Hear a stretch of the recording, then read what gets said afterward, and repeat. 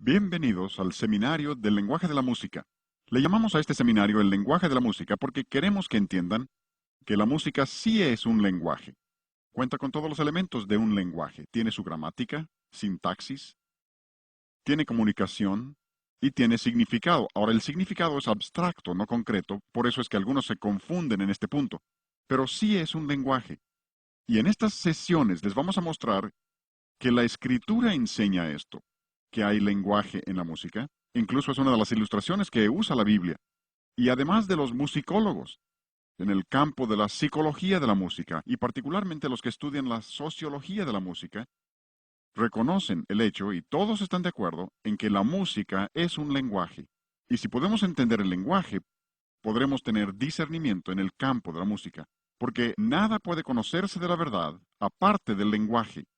Esa es una aseveración de un gran filósofo, y él reconoce el hecho de que si no nos ponemos de acuerdo respecto a los términos de nuestro lenguaje, si no estamos de acuerdo sobre los significados de nuestras palabras, no habrá comunicación entre nosotros. Así que si no entendemos lo que se está diciendo en ese lenguaje, no habrá una comunicación correcta.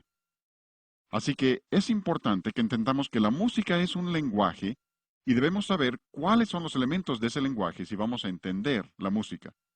Ahora, el seminario se divide en 6 sesiones. La primera sesión que veremos hoy se llama El Dios de la música. ¿La música fue una idea tardía de Dios o es algo que forma parte permanente de la economía divina? A la segunda sesión le llamamos El mensaje de la música. ¿Qué es lo que se está comunicando? ¿Puede la música comunicar ideas? ¿Puede la música comunicar algo? ¿Y podemos entender lo que la música está comunicando? La tercera sesión se llama El sonido de la música. Si la música comunica, ¿cómo sabemos qué sonidos comunican qué cosa? ¿Podemos entender? ¿Habrá principios que nos muestren cómo debe ordenarse nuestra música? Luego, el mensaje número 4 versará sobre lo que llamamos el Evangelio de la música. Se relaciona la teología con la música y tenemos ciertos tipos de música. ¿Habrá también ciertos tipos de teología que van con esa música? En el mensaje número 5 hablamos acerca de los efectos de la música. ¿Nos afecta la música? Y si nos afecta, ¿cómo nos afecta? ¿Y qué es lo que nos afecta? Y si entendemos eso, podemos entonces saber qué clase de música debemos tener por los efectos que produce. Y luego en la última sesión, hablaremos en la última sesión acerca del propósito de la música. ¿Para qué nos dio Dios la música? ¿Para qué la tenemos? ¿Cuál es el propósito básico, subyacente, y para qué nos dio Dios la música? Y así completaremos el seminario del lenguaje de la música, y espero que estén presentes en estas 6 sesiones para que aprovechen todo lo que estamos diciendo y tengan el contexto, porque no hay que tener las cosas fuera de contexto. Así es como sabemos también que la música es un lenguaje, tiene contexto. Y si tomas un sonido equivocado y lo pones en el lugar equivocado, lo tienes fuera de contexto. Y mucho de lo que se estudia en la escuela de música es cómo armar ese contexto y saber qué es lo que cabe en cada contexto. Así que espero que no se pierdan ninguna de las 6 sesiones para que tengan el panorama general de lo que Dios nos está diciendo acerca de la música. Queremos usar como lema para nuestro tiempo juntos la palabra de Dios. Y una de las primeras cosas que descubrimos viene de 1 Corintios capítulo 14, versículo 7. Ahí el apóstol Pablo, y hablando de lenguaje, saben que los capítulos 12 al 14 de 1 Corintios tiene que ver con lenguaje, y Pablo está corrigiendo los abusos ahí en la iglesia de Corinto. Y lo que usa como ilustración en el capítulo 14 es la música. Porque llega al versículo 7 y dice, si la flauta o la cítara, y hablaremos después de lo que significan algunas de las palabras que se usan para esos instrumentos. Pero dice, si no dieren distinción de voces, ¿cómo vas a saber lo que se está comunicando? O sea que Pablo está diciendo, miren, se trata de un lenguaje. Y luego en el versículo 8 continúa y dice, si la trompeta diere sonido incierto, ¿cómo vas a saber lo que debes hacer? Si debes ir a pelear, si te están llamando a levantarte en la mañana, ¿cómo vas a saber si no conoces el lenguaje? Y como veremos más adelante, aún en este pasaje, donde muchas veces hemos pensado que se refiere a la letra, en la mayoría de los casos se está refiriendo a la música misma. Y dice, si diere un sonido incierto, o sea que si no conoces el lenguaje, ¿cómo vas a saber lo que debes hacer? Así que toda nuestra tesis está fundada en un principio bíblico que se aplica a todas las áreas de la vida. En este seminario solo vamos a aplicarlo al área de la música, pero esto se aplica a toda la vida. Nuestro lema para las 6 sesiones será Efesios 5:10. El versículo dice que tú y yo como creyentes debemos de estar comprobando lo que es agradable al Señor. Vamos a repetir el versículo juntos empezando por la cita. Vamos, Efesios 5:10. Comprobando lo que es agradable al Señor. Observen ahí la palabra comprobando. La palabra comprobando, en este caso, como en muchos otros en la Biblia, significa poner a prueba las cosas. Dios quiere que pongamos a prueba las cosas. Algunos dicen, pues cuando haces eso estás juzgando. No. Juzgar es pronunciar sentencia sobre alguien o algo. Y aunque la Biblia nos pide en ciertos casos que hagamos eso, aquí no se está refiriendo a eso. Aquí se refiere a poner a prueba. Ponemos a prueba casi todo. Supongamos que voy al médico. Me dice que tengo un tumor cerebral y quiere hacerme una cirugía de cerebro. Estando ahí en el quirófano me mira y me dice, hay algo que debes saber antes de comenzar. Le pregunto, ¿qué cosa? Dice, nunca he estudiado medicina, pero amo mucho a la gente. Y le digo, ya me daba temor cuando creía que sabía lo que estaba haciendo. ¿Por qué? Quiero que sea probado, quiero que apruebe. Supongamos que te subes a un avión. Se dirige a la pista del aeropuerto para despegar y se oye la voz del piloto que anuncia, amigos, deben saber algo antes de volar el día de hoy. Te preguntas, ¿qué irá a decir? Y luego oyes que dice, nunca he tomado lecciones de vuelo, ni siquiera he volado antes. Dirás, déjenme bajar. ¿Por qué? ¿Quieres que sea probado? ¿Quieres que sepa? ¿Supieron del piloto que llamó a la torre de control? Preguntó, ¿qué hora es? Le contestaron, ¿qué línea es? Dice el piloto, ¿qué importa qué línea es? Solo quiero saber la hora. El controlador le dice, si es American, son las 3 de la tarde. Si es mexicana, son las 15 horas. Si es la línea Patito, la manecilla corta está en el 3 y la larga está en el 12. Veo que algunos de ustedes han volado en esa línea. Tienen sus problemas, ¿no? Pero de nuevo, es que queremos que sean probados. Y esto es lo que dice Dios que tú y yo debemos hacer. Dios dice que nosotros como hijos de Él debemos comprobar lo que es agradable. ¿A quién? A ver, ¿a quién? Al Señor. No es lo que me guste a mí o lo que te guste a ti o a otro. ¿Han observado que todos son expertos en el campo de la música? ¿Se han fijado? No sabrán leer nota, no sabrán cantar, no conocen técnicas correctas, pero yo sé lo que me gusta. ¿Han oído eso, no? Díganme, ¿el hecho de que te guste lo hace bueno? Tienen miedo de contestar, ¿no? No, hay muchas cosas que me gustan, pero las rechazo porque sé que son malas. El asunto no es si me gustan o no. Otros dicen, pues a mí no me gusta. Déjenme hacerles otra pregunta. ¿El hecho de que no te guste lo hace malo? No. Y de nuevo, algunos dicen, pues es que tú te opones a la música rock porque no te gusta. Eso no tiene nada que ver. No me hubiera querido levantar esta mañana. No me gusta levantarme por la mañana, pero me levanté no porque me gustara o no me gustara, sino porque sabía que era lo correcto. Otros dicen, pues para mí es de tanta bendición. Y piensan que con eso ya te acorralaron. No, a mí me han dicho algunos que les ha sido de bendición Jesucristo superestrella. ¿Eso significa que superestrella sea bueno?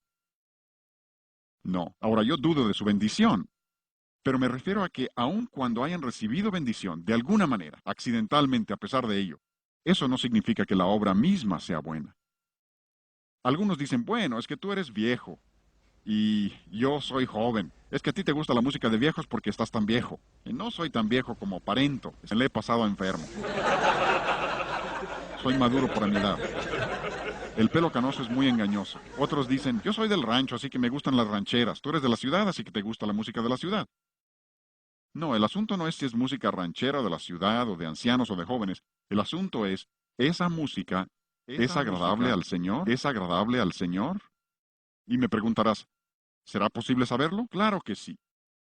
Alguien ha contado más de 500 referencias específicas a la música en la Biblia. Supongo que la cifra depende de cómo cuentes. Para algunos, si un versículo menciona 5 instrumentos diferentes, lo cuentan como 5 referencias diferentes. Por eso, la amplia variación en el número de versículos. Pero yo estimaría, y he visto varias cifras que considero muy confiables que dicen que hay por lo menos 500 menciones específicas de música en la Biblia. Eso significa que si queremos saber qué clase de música debemos tener, podemos saberlo. El problema es que la mayoría nunca se han molestado en averiguar lo que Dios dice. No solo en cuanto a la música, sino en otras áreas. En el programa de maestría que enseño en la Universidad Cristiana de Pensacola, yo exijo que todo estudiante, antes de terminar su maestría en música sagrada, debe leer toda la Biblia y anotar cada referencia a la música en la Biblia. Y esa es nuestra autoridad. Si tu predicador predicara algo y tú le preguntaras, ¿dónde dice la Biblia eso? Y te contestara, pues yo nunca he estudiado la Biblia, dirás, oye, espera, hay que investigarlo. Incluso por medio de la música majestuosa hemos publicado una concordancia bíblica de la música que enumera toda referencia a la música en la Biblia, de modo que uno puede tomar eso y revisar en toda la Biblia todas las referencias a la música en la Escritura. Porque si existen 500 referencias, esas son más que las referencias al infierno, más que al cielo, más que a la gracia. Si es así de importante para Dios, nos conviene a ti y a mí descubrir lo que Dios dice, ¿no? Pero como la gente no ha tomado el tiempo para hacer eso, se han desviado por toda clase de filosofías. Como no han comprobado lo que es agradable al Señor, han aceptado toda clase de cosas diferentes. Seguro que han oído a quienes dicen, la música es amoral. A veces también usan el término no moral. A veces dicen que es neutral. Todos esos términos significan básicamente lo mismo. Amoral, no moral o neutral, como lo expresen. Cuando la gente dice eso y toda revista cristiana en los últimos años han publicado por lo menos un artículo, algunos varios artículos, diciendo que la música es amoral. Y cuando dicen eso hay varias cosas implícitas.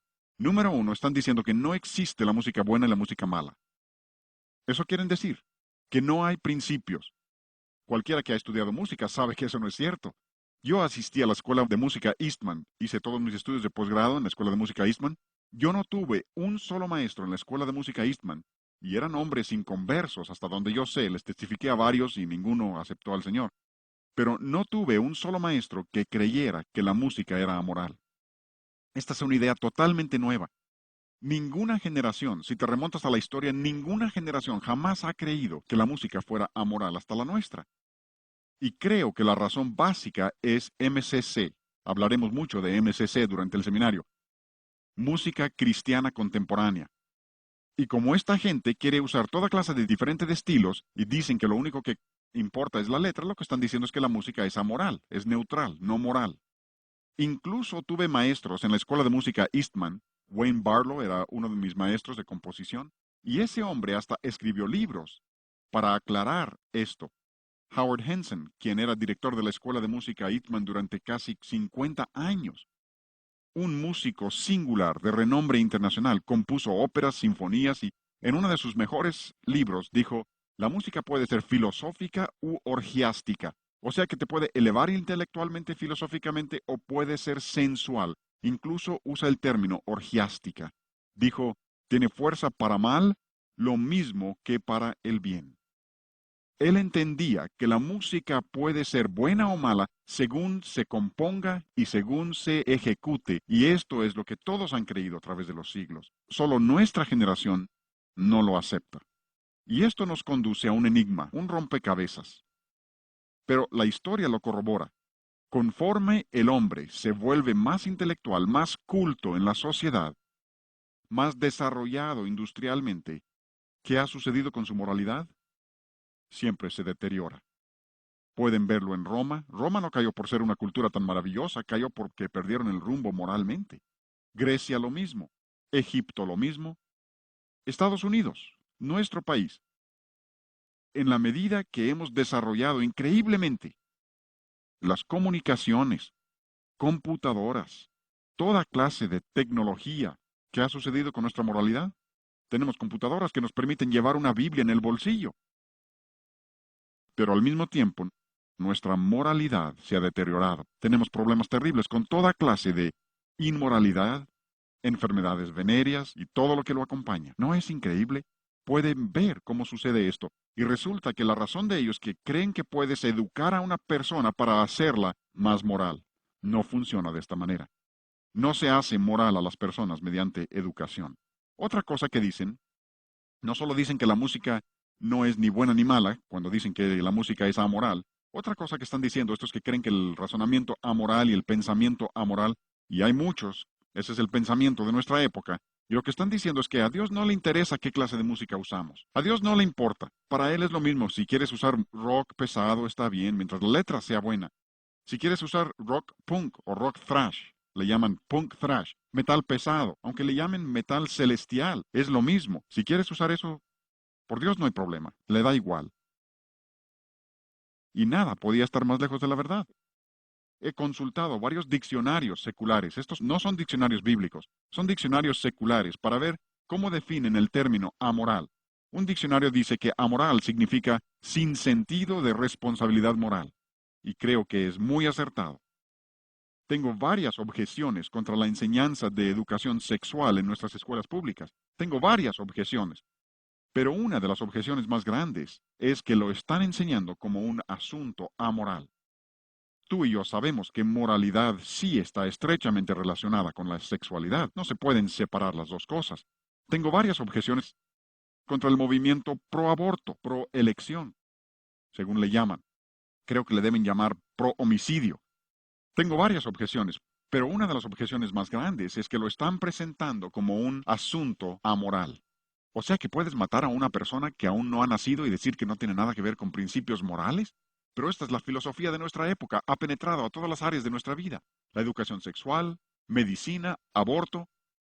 Una de las cosas que son interesantes para mí al descubrir esto es que muchos médicos en la actualidad no toman el juramento hipocrático que tomaban todos los médicos hasta hace pocos años. ¿Y por qué? Porque una de las cosas que promete el juramento hipocrático, entre otras cosas, es que particularmente no asistiré a una mujer para la obtención de un aborto. Eso es parte del juramento que hacían los médicos. Con razón, muchos de ellos no la quieren tomar. Y la razón por la que han adoptado esa postura es que, según dicen, es amoral. No es algo que sea afectado por ningún principio moral. ¿Hasta dónde puede llegar la necedad? Ahí es donde los diccionarios son perfectamente acertados. Otro diccionario dice, amoral significa incapaz de distinguir entre lo bueno y lo malo. Y eso también es muy acertado, porque estas personas que hablan de razonamiento amoral y pensamiento amoral, por ejemplo en el campo de la música, los que creen que la música es amoral y que puedes tener rock o rock pesado o metal pesado, lo que sea, y llamarle cristiano, pronto pierden su sentido de lo bueno y lo malo también. Pronto pierden el sentido, como les mostraré en la sesión 4 cuando hablemos acerca de los evangelios de la música, y que la mejor táctica de Satanás para introducir su evangelio falso a las iglesias es por medio de la música. Y la razón es que cuando han aceptado una música incorrecta, luego pierden el sentido de lo bueno y lo malo, y no pueden distinguir la verdad del error. Ese es un ejemplo perfecto de eso. Y Dios comenta respecto a esto. En Isaías capítulo 5, versículo 20, la palabra de Dios dice, ay de ellos. Dios pronuncia una maldición sobre esa clase de razonamiento. Y Dios incluso condena a las personas que piensan de esa manera. Ay de aquellos que a lo malo llaman bueno y a lo bueno malo. Y luego continúa el versículo y habla de que no pueden distinguir entre lo dulce y lo amargo, y pierden incluso la capacidad para distinguir entre luz y tinieblas, dice Dios. ¿Por qué?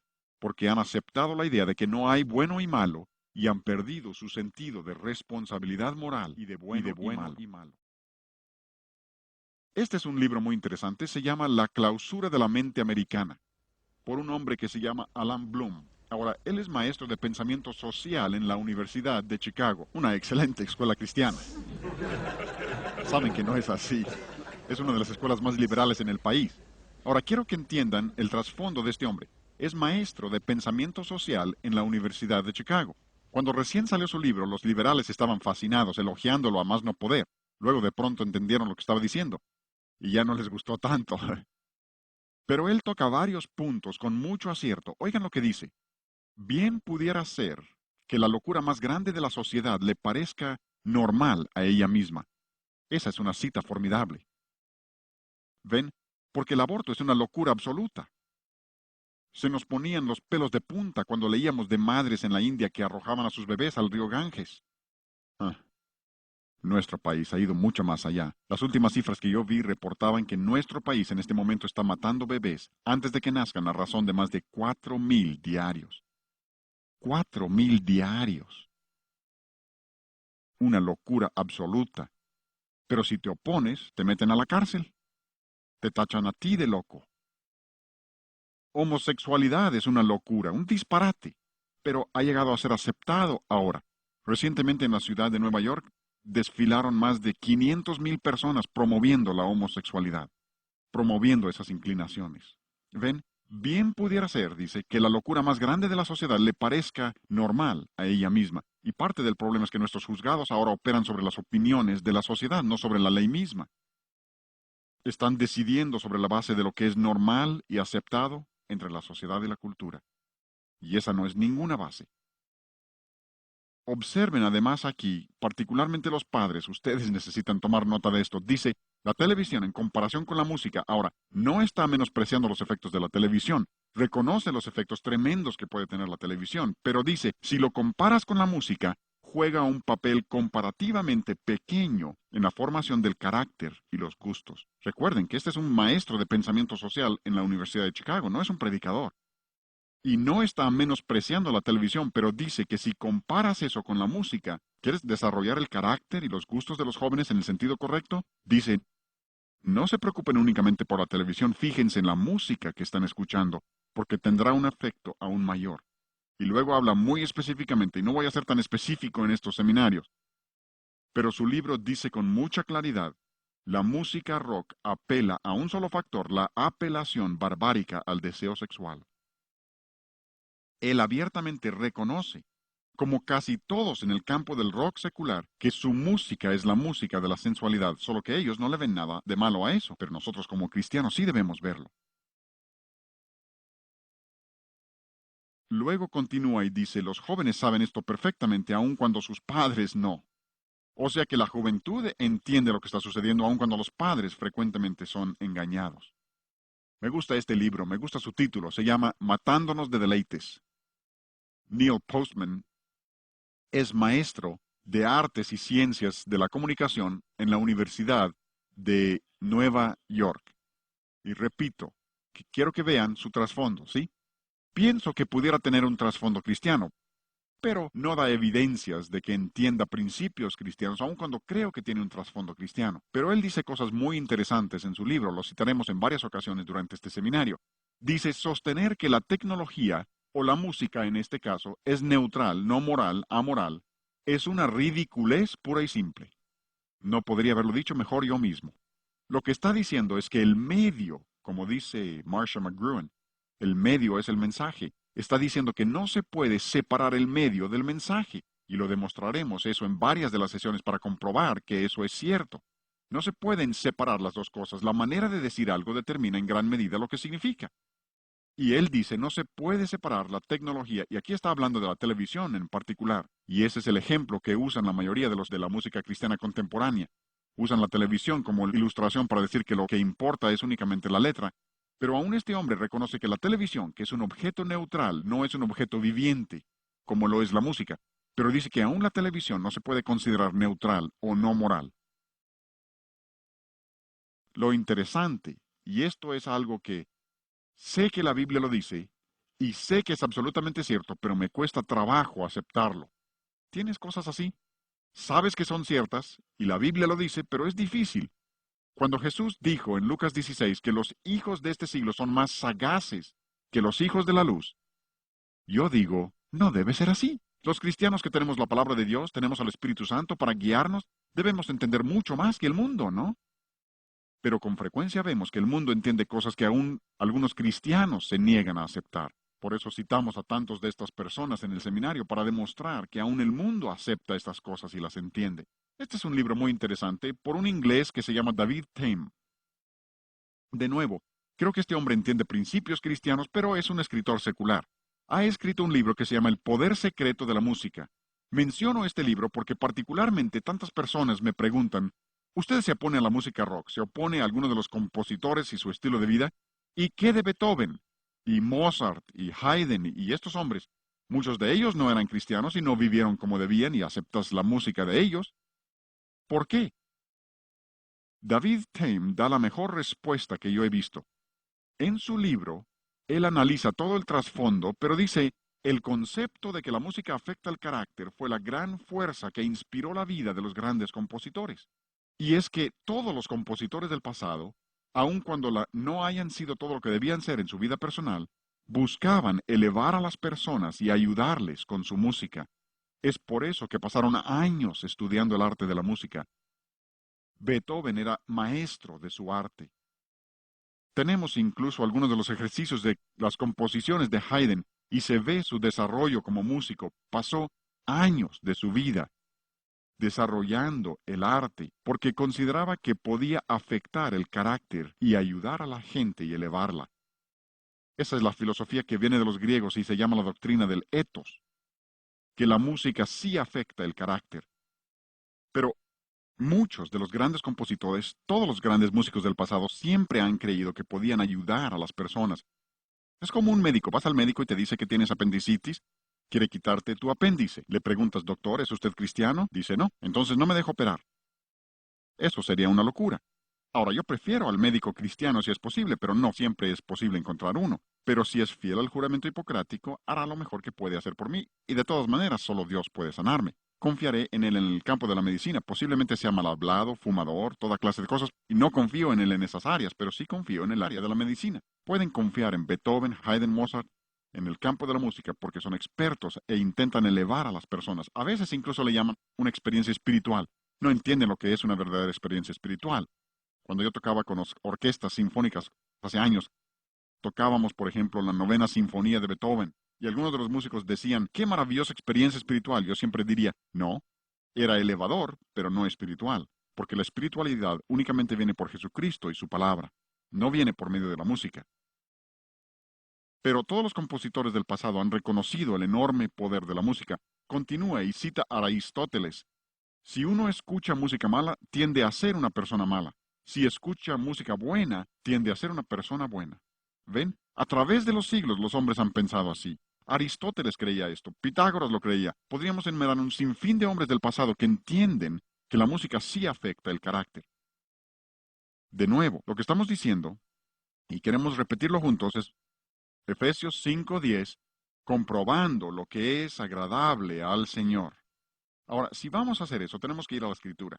Así que vamos a 3 versículos que quiero que escriban, porque quiero que recuerden estos. Estos son de enorme importancia. Esto será fundamental para todo lo demás que digamos en el seminario. Y si entienden lo que estamos diciendo aquí, habrán adelantado mucho en el desarrollo del discernimiento en el área de la música. Quiero darles 3 versículos que nos enseñan 3 cosas acerca de Dios, y los 3 versículos dicen básicamente lo mismo. Y como dijimos antes, siempre que Dios repite algo es con un propósito.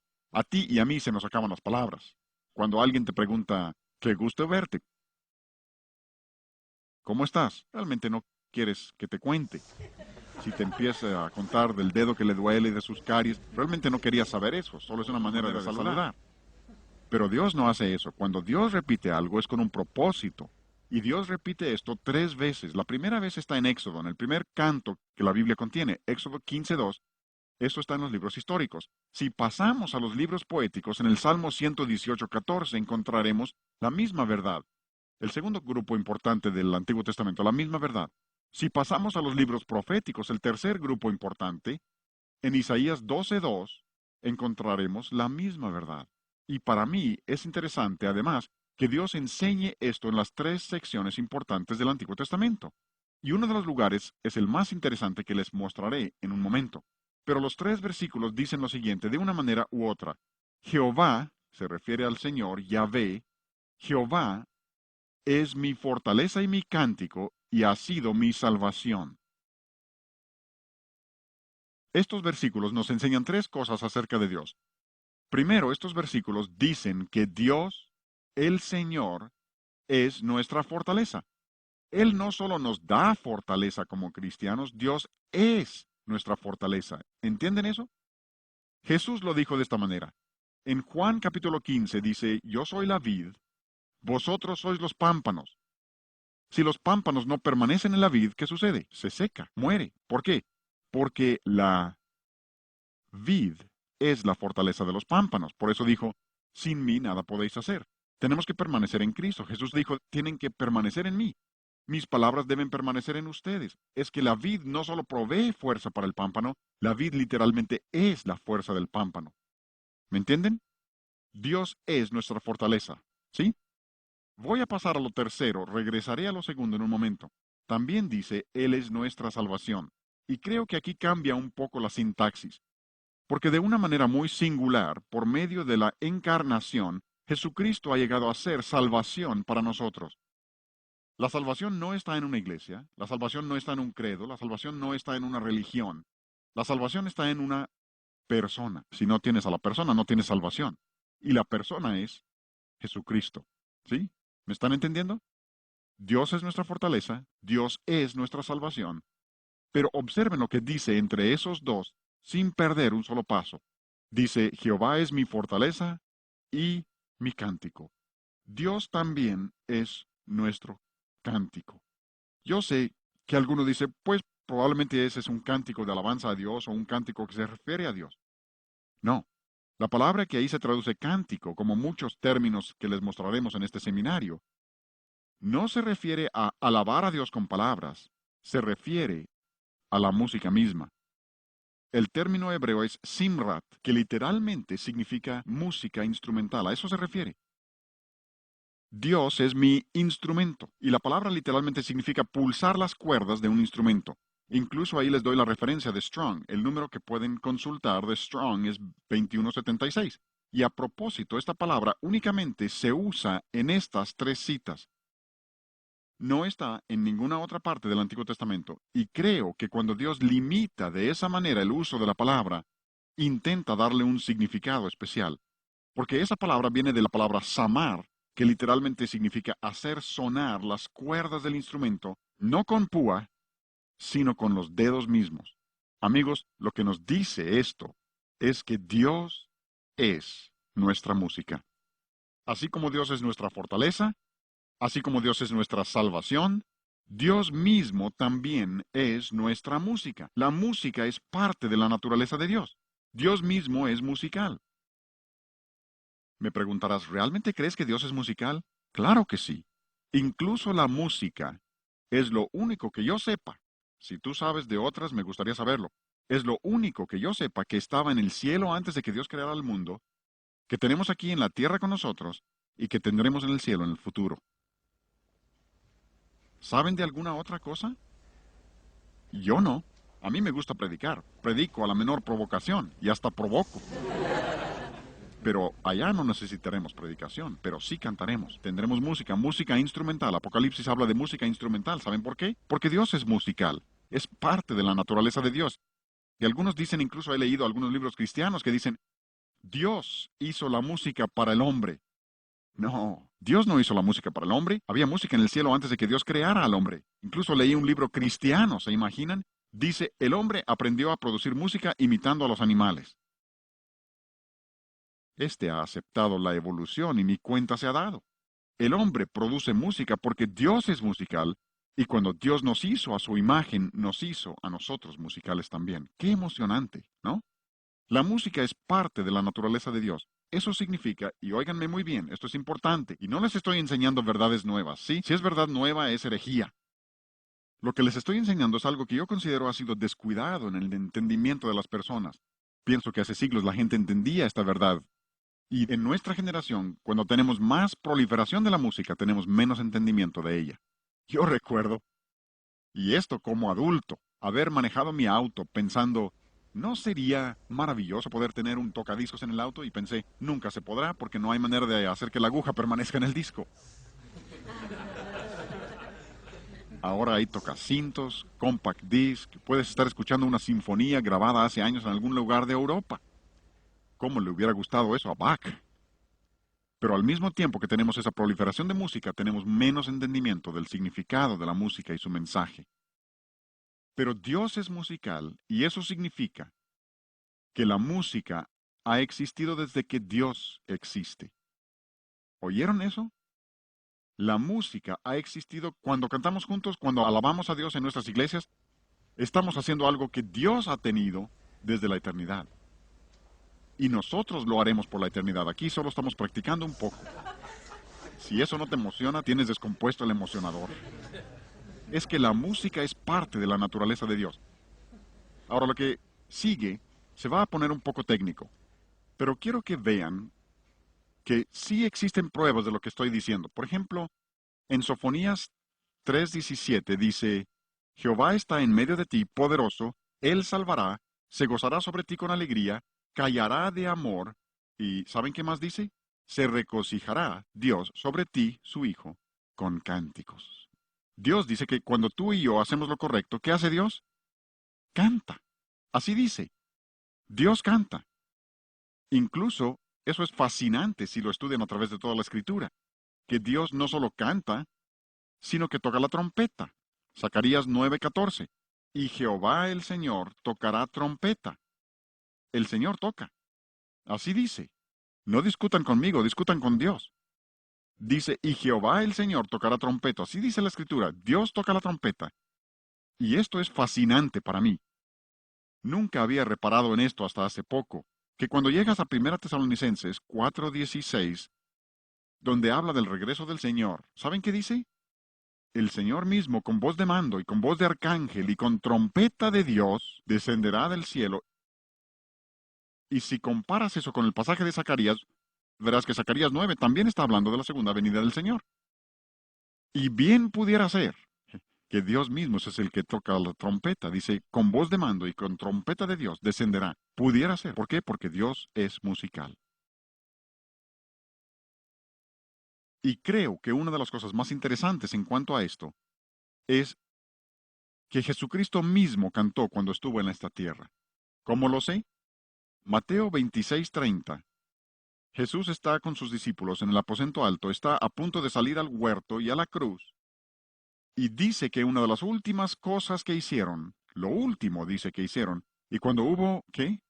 Cuando hubieron cantado el himno. Cantaron un himno. Ahora, si conoces la historia de la Pascua, sabrás que había varios salmos llamados los salmos Jalel. Desde el 111 hasta el 118 les llaman los salmos Jalel, o si gustan los salmos Aleluya. El 111 y 112 realmente son introducción a la sección. 113 al 118 se llaman los salmos Jalel egipcios, porque eran los que se cantaban en la Pascua. El salmo 113 y 114 se cantaban antes de cenar. Los salmos 115 al 118 se cantaban después de la cena de la Pascua. ¿Me entienden? ¿Me entienden? Y bien pudiera ser que lo último que Jesús cantó con sus discípulos fuera el Salmo 118. ¿Recuerdan lo que dice el Salmo 118? El versículo 14. Mi fortaleza y mi cántico es Jehová, y él me ha sido por salvación. ¿Pueden imaginar a Jesús cantando con sus discípulos en esa cena y diciéndoles, Jehová es mi fortaleza, voy a la cruz, pero Jehová es mi fortaleza, y él es mi cántico, y ahora va a ser mi salvación? Y luego ir a la cruz para hacer salvación para ti. Y lo cantó con sus discípulos. Dios canta, Dios es musical, eso es parte de la economía de Dios. Y ahora viene la parte técnica. Llegamos a la serie de sobretonos. Ahora, la serie de sobretonos es muy interesante. Y voy a pasar acá al piano para mostrarles esto. ¿Me llevo esto? Y aquí en el piano les mostraré esto porque tienen en la serie de sobretonos, y esto ha sido reconocido desde hace muchos años, tienen varias notas. Lo que estoy tocando en este momento se llama do bajo. No es el do más bajo del piano, pero se llama do bajo. Al sonar esa nota, hay otras notas que están sonando junto con ella. Por ejemplo, al tocar ese do bajo, hay una nota que está exactamente a una octava por arriba de la primera. Una octava es donde las notas están en una relación de 8 notas. 1, 2, 3, 4, 5, 6, 7, 8. 1, 8. Esa es una octava. Así que esas dos notas están a una octava de distancia. Por eso dos notas a una octava de una de la otra, sean graves o agudas donde estén, si están a una octava, la relación de sus frecuencias siempre es de 2 a 1. Ampliaré eso en un momento. Siempre es de 2 a 1. ¿Por qué? Porque el número 2 de la serie, número 1 es el fundamental, número 2 siempre es una octava. Pero si seguimos ascendiendo a través de la serie, le llaman parciales o armónicas, seguimos ascendiendo, número 3 es una quinta arriba de la segunda nota. 1, 2, 3, 4, 5, 1, 5. Por eso dos notas a una quinta de distancia, la relación de sus frecuencias siempre es de 3 a 2, porque esa es la tercera nota de la serie. Si seguimos ascendiendo a través de la serie hasta el número 6, 4, 5, 6, llegamos a un acorde mayor. Por eso tanta de nuestra música se desarrolla sobre mayores. Nada tiene de malo el menor, pero así se presentan las notas en la serie armónica, y en un momento les explicaremos más de esto para mostrarles cómo todo retorna a esta serie armónica.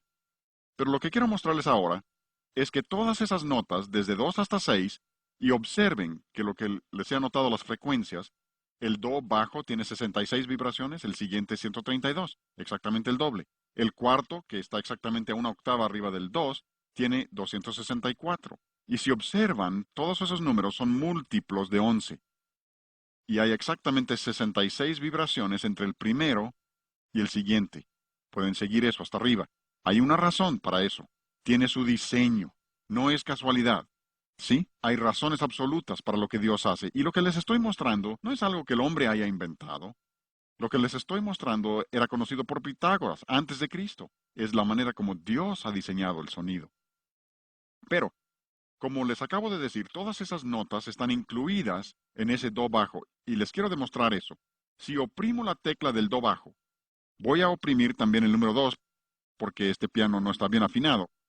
Oprimo el segundo, pero no los he hecho sonar. Lo único que he hecho es quitar la sordina de la cuerda para que la nota ahora pueda vibrar libremente. Luego paso al centro del piano, número 4 es el do central y voy a tocar esa triada, 4, 5 y 6, y luego los voy a soltar y deben oír las tres notas en una sola cuerda. Oigan. ¿Lo oyen? Ahí que se oye muy claro. Suelto las teclas, se apagan. Eso significa que todas esas notas están en esa sola cuerda. Ahí están todas. Ahora, lo fascinante, y esta es la ilustración que quiero darles, lo fascinante es que si toco do central, el sol y el mi están presentes, pero el do se sostiene solo. Si toco mi, la nota central, las dos notas extremas, sol y do, están presentes, pero el mi se sostiene solo. Si toco sol, la nota superior, el do y el mi están presentes, pero el sol se sostiene solo. Tengo literalmente 3 en 1.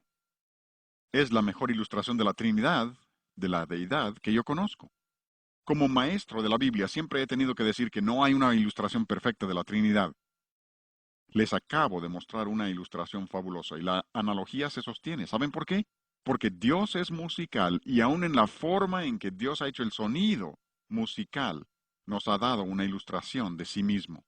Como dice Romanos capítulo 1, conocemos su eterno poder y deidad por medio de las cosas hechas. Y la música ilustra perfectamente la Trinidad de la deidad. Porque Dios es musical y nos ha dado esto para comunicarnos cuánto le interesa a Él la música. Este es un músico bien conocido. Falleció recientemente Leonard Bernstein. Fue conductor de la Orquesta Filarmónica de Nueva York. Un genio. No fue todo lo que debía ser en su vida personal, pero era un genio musical y un verdadero erudito. Este hombre dio algunas conferencias en Harvard hace varios años, las conferencias Norton, un estudio fascinante, un estudio iluminador sobre la música. Y en ellas este hombre dijo que toda música tiene un origen común. ¿Saben cuál es ese origen común? La serie de sobretonos. Así lo dijo.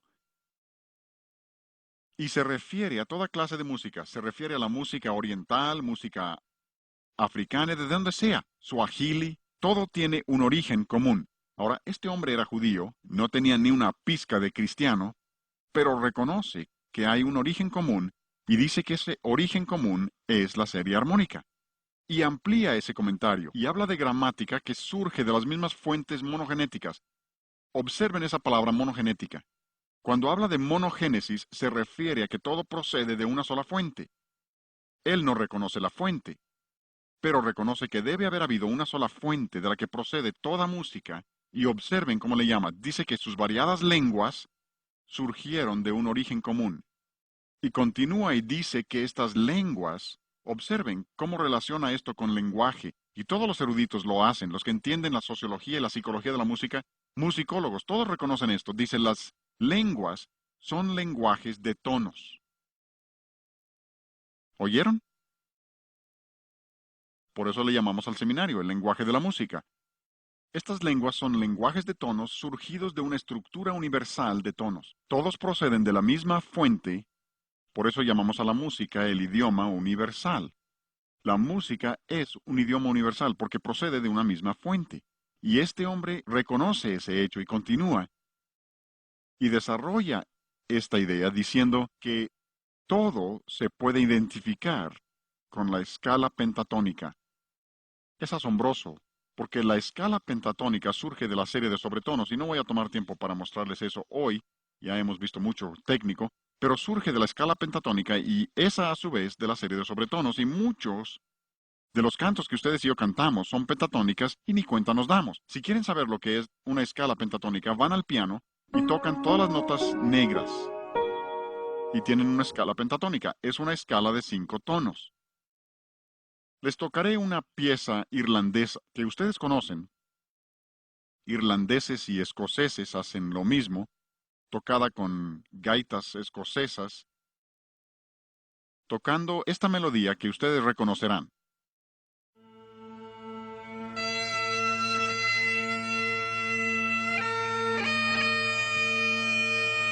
¿Ya lo reconocieron?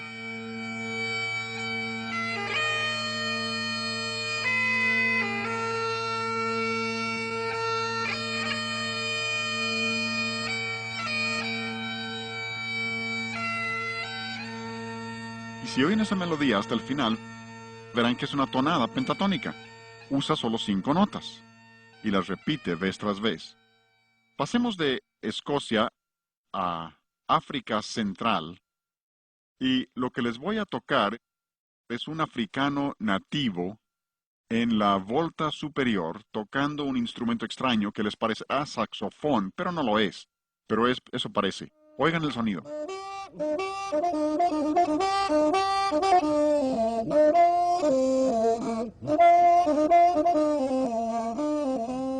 De nuevo, observan, tienen la escala pentatónica, incluso son las mismas notas del primer ejemplo, las mismísimas notas. África, Escocia. Esa escala pentatónica es parte de la monogénesis.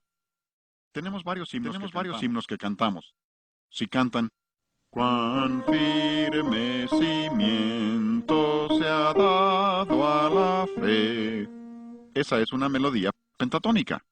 O, oh corazones te ofrecemos Dios. Y así sucesivamente. ¿Cuántos cantos que conocemos?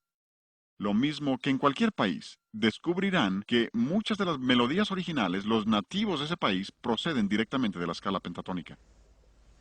¿Por qué? Porque hay una sola fuente. Ahora, el señor Bernstein dice que su desarrollo se llevó 10 millones de años. Es asombroso. Eruditos que son y pierden el camino cuando aceptan la evolución. Nosotros sabemos que es porque Dios es la fuente, y Dios es musical, y cuando nos hizo a su imagen, nos hizo musicales, y puso ese lenguaje musical en todas las personas. Este es un libro muy interesante, por una mujer que se llama Connie Fortunato. La señora Fortunato es experta en el campo de la música infantil y la manera en que la música afecta a los niños.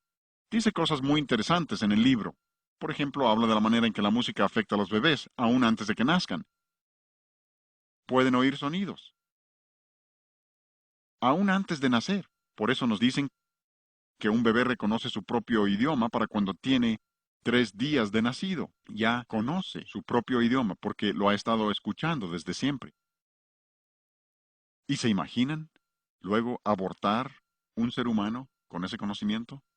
Nos dicen que un bebé puede aprender a reconocer una sinfonía de Mozart y entenderlo para cuando tenga 6 meses de edad. Y dicen que escuchar una sinfonía de Mozart por su orden complejo, si vieras algunas de mis obras para orquesta, siempre digo que la mejor herramienta es el borrador. Borro más de lo que escribo. Pero Mozart no. Mozart era tan genial que lo componía todo en su mente y luego anotaba lo que tenía concebido. No hay borraduras en su obra. Y dicen que esa organización compleja ayuda al niño a organizar sus pensamientos. Y Connie Fortunato continúa y habla del desarrollo de los niños como la música les ayuda en su desarrollo psicomotriz, su coordinación, comprensión, habilidades físicas, pero dice que también les ayuda en su desarrollo afectivo, emocional, para un desarrollo emocional correcto. Por eso una música mala te lleva emocionalmente en una dirección equivocada. Pero continúa y dice, tercero, también les ayuda en su desarrollo intelectual. Hablen con el director de banda en la escuela que ustedes gusten y les dirá que los niños más inteligentes de la escuela están en su banda. No es que los más inteligentes estén en la banda o en la orquesta, es que estar en el campo de la música los hace más listos. Ayuda a su desarrollo intelectual. Así que la música nos afecta de muchísimas maneras.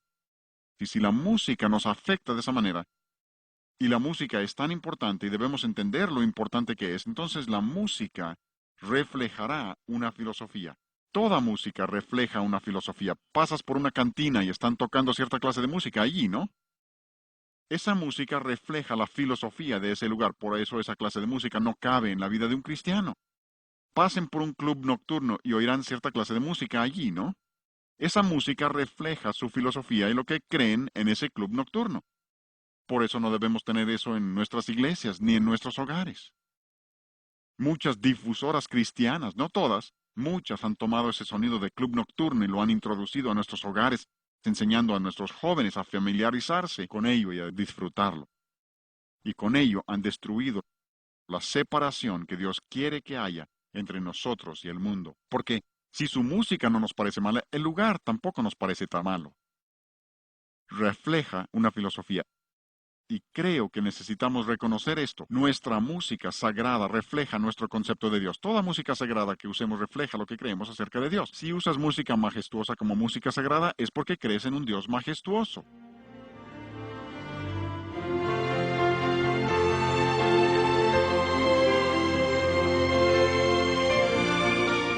Ahí tenemos una orquesta de cuerdas tocando Santo, Santo, Santo. Observen la majestuosidad de la música porque está pintando un cuadro, si ustedes gustan, y mostrando que si creemos que Dios es majestuoso, nuestra música también debe ser majestuosa. Pero, si no crees eso y piensas, bueno, yo puedo tener música sentimental como mi música sagrada, probablemente es porque piensas que existe un Dios sentimental que todo perdona y que es un anciano allá arriba y que no importa lo que hagamos, siempre que nos arrepintamos, Él nos perdona.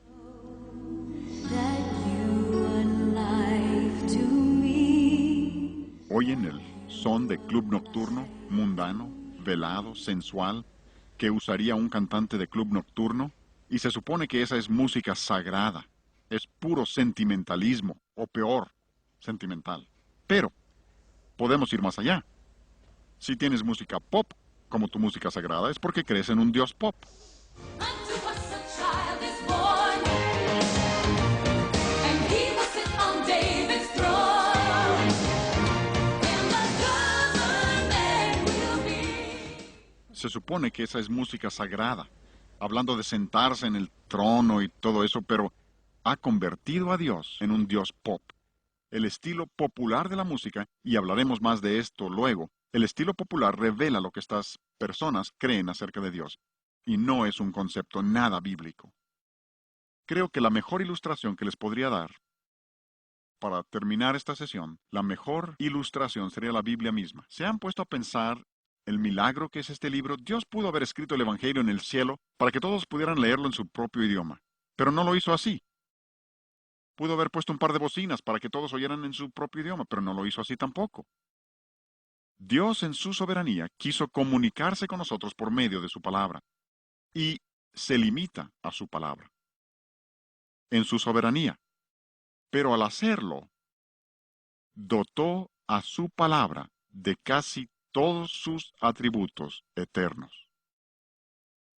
Aquí mismo dice, Santa Biblia. ¿Por qué? Porque Dios es santo y su palabra es santa. Creemos que la Biblia es eterna. ¿Por qué? Porque Dios es eterno. El salmista dijo, para siempre, oh Jehová, permanece tu palabra en los cielos. Dios nunca cambiará su palabra. Cualquier libro de texto, que ya tiene 5 años, es obsoleto. Han cambiado su manera de pensar. Dios no, Él nunca lo cambiará. Aún en la eternidad, Dios no faltará a su palabra. Nosotros creemos que la Biblia no tiene errores, ¿no? Es infalible. ¿Por qué? Porque Dios es infalible. Si tú crees que la Biblia tiene errores es porque crees que Dios comete errores. Y cuando Dios eligió comunicarse con nosotros por medio de su palabra, dotó a su palabra de todos sus atributos eternos. Y yo les estoy diciendo que si nosotros como cristianos reconocemos quién es Dios y lo que a Dios le interesa nuestra música, entonces buscaremos que nuestra música sea agradable al Señor, que sea lo que Él desea para que comunique nuestra manera de vivir, nuestro carácter